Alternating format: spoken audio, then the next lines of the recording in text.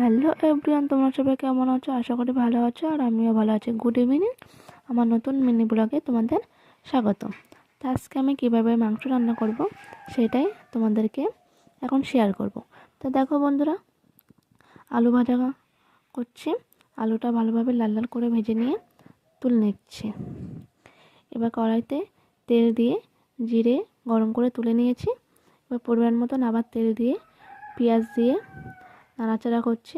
এবার মশলাটা দিয়ে দিচ্ছি। মশলাটা ভালোভাবে কষানো হয়ে যাবে, তখন মাংসটা দেব। তা আমার ভিডিওটা যদি তোমাদের ভালো লাগে অবশ্যই লাইক, কমেন্ট, সাবস্ক্রাইব করে দিও। আর ফেসবুক থেকে দেখে থাকলে অবশ্যই ফলো করে দিও। তো দেখো বন্ধুরা, মশলাটা কষানো হয়ে গেছে। এবার মাংস দিয়ে দিয়েছি। মাংসটা ভালোভাবে নাড়াচাড়া করে মশলাটা মাখিয়ে একটু লবণ দিয়ে দিলাম। আর মশলা যে জলটা একটু ছিল সেটা দিয়ে ভালোভাবে নাড়াচাড়া করে মাংসটা কষানো হয়ে গেছে। এবার পরিমাণ মতন জল দিয়ে খানিকক্ষণ ফুটিয়ে নিয়ে নামিয়ে নেব। তা তোমরা কে কীভাবে রান্না করো অবশ্যই কমেন্টে বলে যাও। তো আমার রান্না কেমন হয়েছে অবশ্যই কমেন্টে বলে যাও। টাটা।